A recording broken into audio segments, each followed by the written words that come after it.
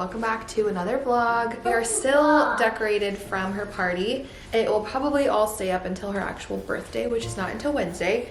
And I'm so overwhelmed by it, but she loves it. But right now our house is just kind of a constant state of disaster because there's balloons everywhere, there's streamers everywhere, and I'm trying not to let it bother me because it brings her joy. Anyways, happy Monday.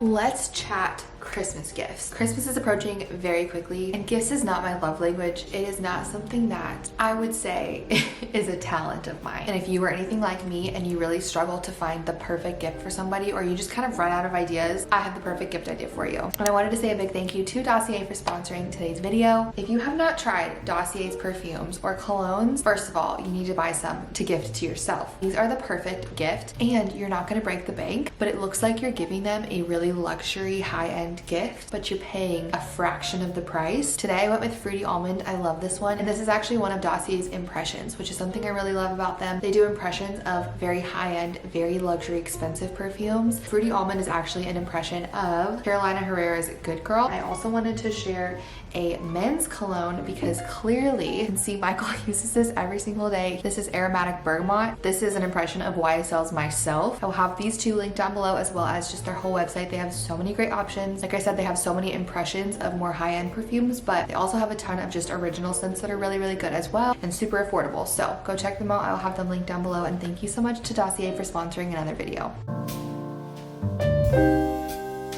Oh my gosh, you guys. Today's episode of What Did Emma Wash? I have no idea how this gets in here. I can't even blame my toddler because, like, I'm pretty sure this was my fault. I swear, and I keep checking. I swear I hear something in the laundry, and then I check, and it's just tucked in the right little nook, and I never see it. That's better than the car fob. That was not a good time. All right, I have a pile of laundry to sort and fold. I have another cup of coffee. I want to talk about social media. You're gonna hear toys in the background, sorry. I have a lot of different thoughts that I just wanted to word vomit because number one, the most prevalent relevant thing to me today, it's Monday like I've mentioned, and what I have been doing for the past few Mondays is spending the day unplugged from social media. This year I've done a couple different versions of this. I did a week or so with no social media whatsoever.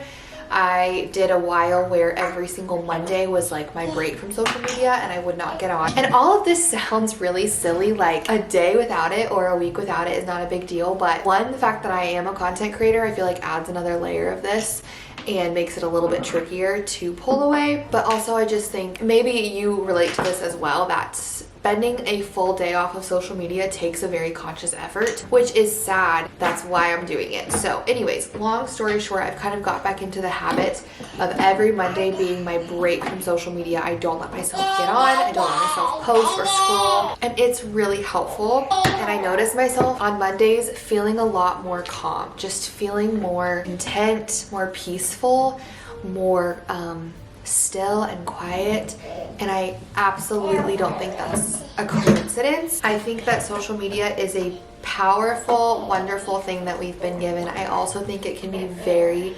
dangerous. It can be used by the enemy for bad, but I obviously think God can use it for good as well. That's my goal with social media, is to use it for good and for light. It's a double-edged sword, right? And I've just been thinking a lot lately about just social media in general and how addicted we are to technology. I filmed a reel and posted it last week talking kind of about this, and one, the algorithm hated it, which I think is funny because I pretty much said, get off your phone, quit scrolling. I posted it on TikTok, YouTube, and Instagram, and on all of them, it did not perform very well. Not because people weren't like interacting with it, but because the algorithm wasn't showing it to people. And I don't think that's an accident because the algorithm doesn't want people to see a video that says get off of social media. I've just been trying to kind of reel myself back, and honestly, like, let's call it what it is. It's just an addiction, and I think it's just so normalized. and pretty much everybody has some kind of phone addiction, whether it's social media or what. There's a huge, wow. So sorry if you just noticed how blurry my screen was.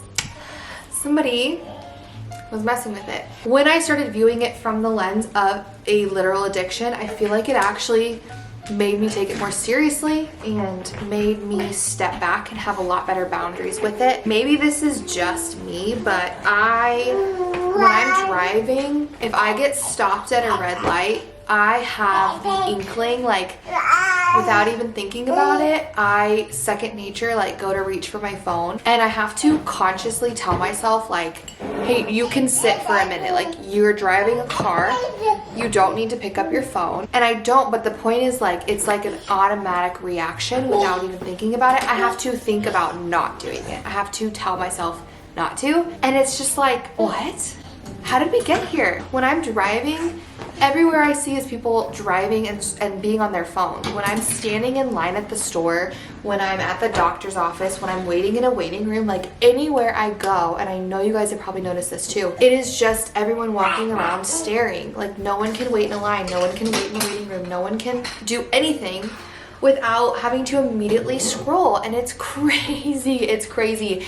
And I am in it with you, but like sometimes I just feel like I get kind of pulled back to the surface. I don't know how to describe it. Like the veil is lifted and I kind of see things for what they are. And I kind of come out of the fog that is social media addiction and phone addiction. And I'm like, what is going on? And why are we like this? All that to say, I would highly, highly recommend doing a phone detox, a social media detox, whether it's 1 day a week regularly or taking a week or two off. If you don't do this, put it in your schedule once a week.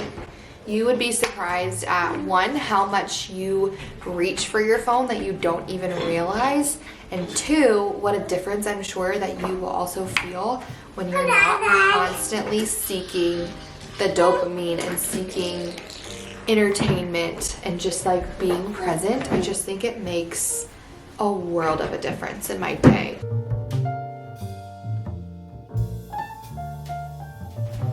I really wish the Christmas tree could just be up year round, because there is just nothing cozier than sitting in front of it, getting some work done, or drinking my coffee or reading my Bible or whatever it is. Like it's just amplified with the tree. I have a very short nap overlap today, but I just got a little bit of work done. Do you guys ever have things on your to-do list that sit on your to-do list for months, or is that just me? There's been something on my list that I've needed to do, but I've had to like call into a customer service place and like sit and talk with a person about it, and like forms I need to fill out, all this stuff. I've literally been putting it off for months and I still didn't complete it, but I did call. I'm on Pinterest right now.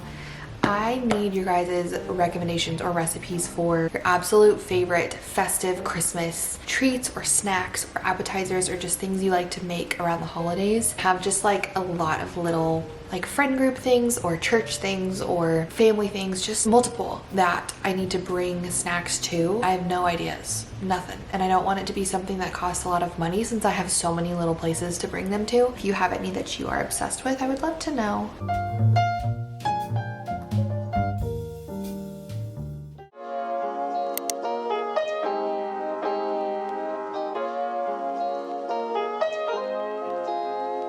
Good morning. I'm wearing my new Bronco sweatshirt that I shared with you guys in my last vlog, and I'm actually terrified to wear this because I love it so much that I'm scared I'm going to ruin it, because everything white I stain. I don't know if it's a mom thing or I don't know, the fact that I'm just a mess, but every item of clothing that I own, I swear, has a stain. It's always a stain like right here, like right where the counter hits my shirt and the, you know, height of my toddler. That's my guess. And it's really frustrating because I feel like I, before having kids, would wear like the same clothes for years and years. And now I feel like I can't, even though I want to. I don't want to be buying clothes all the time. I literally just ruin so many clothes, and I do all the things, and I've tried all the stain removals, and there's some things that just like do not come out. This one is my prized possession currently, and if I stain it, I will cry. But anyway, happy Tuesday. Hallie has her 9-month appointment this morning. That's our only plan for the day, and it's of course during nap time. I got a phenomenal workout last night, and my back and shoulders is already really sore, and it's only been like 12 hours since I did it, and so I know that as the day goes on, and probably especially tomorrow, I'm gonna be feeling it because I'm already feeling it, which is a good thing.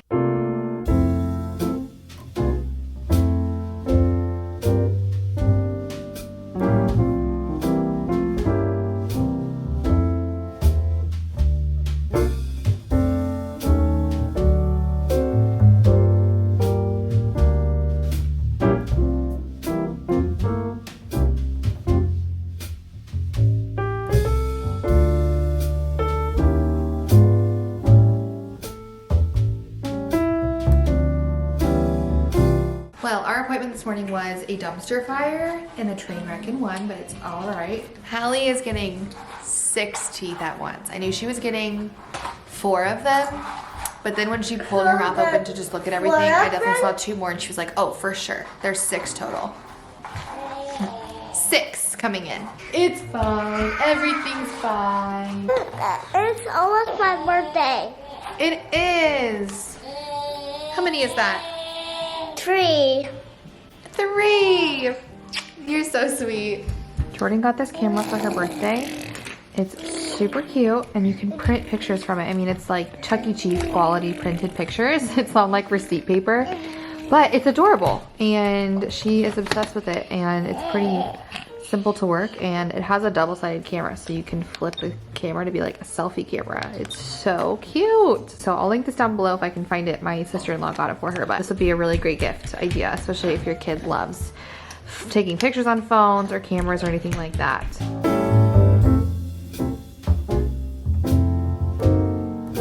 We're back with the Christmas tree chats. Oh, you guys, that was quite a morning. It is most certainly a Tuesday. If you know, you know. I have quite a list in my brain of things I would like to do with the next like 45 minutes of free time that I have. The number one thing being I'd love to take a nap, but I don't think that's gonna happen. I think it's just the weather. I promise that I'm not pregnant. I'm just a mom, and I'm tired, and it's cold, and I just want to take a nap. Speaking of babies, tomorrow is Jordan's birthday. She's gonna be 3. And I'm thinking about not vlogging tomorrow because our plan is to just have a yes day, basically a mommy JoJo day. We have not done one of those in a long time. When Hallie was first born, Michael and I would kind of rotate every few weeks or so. One of us would keep Hal, and one of us would take Jordan out just for a date, just for a few hours, to just give her some one-on-one attention and do something that she really loves to do.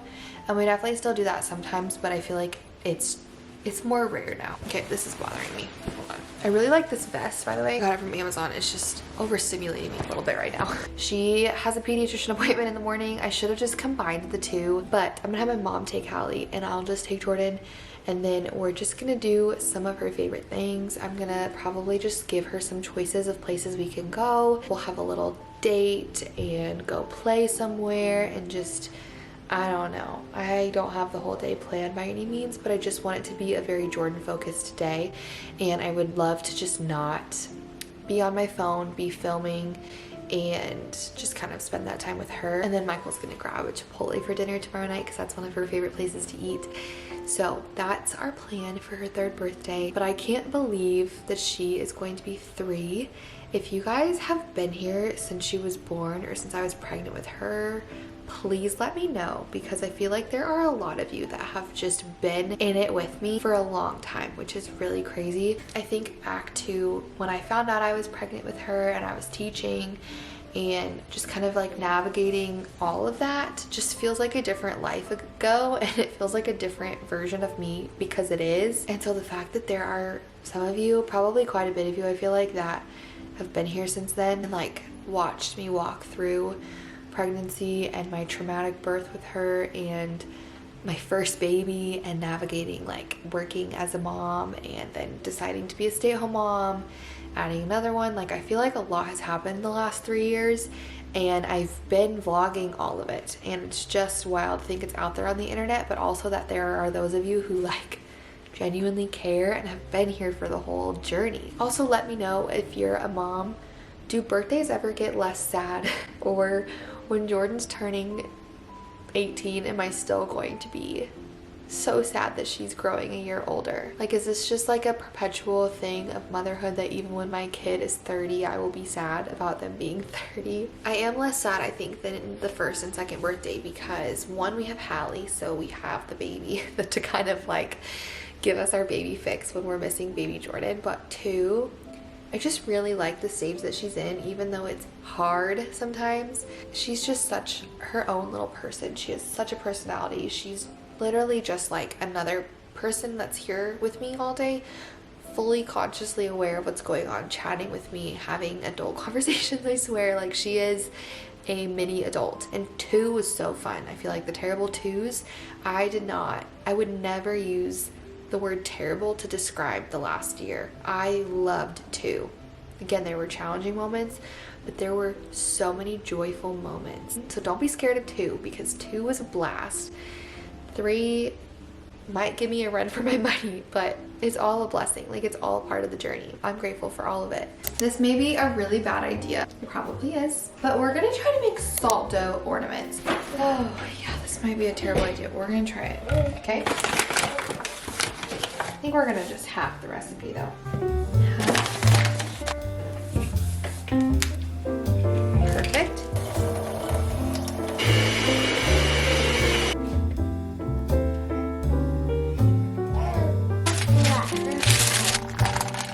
Good job. Yes! Hey, Hal. You ready? Yay!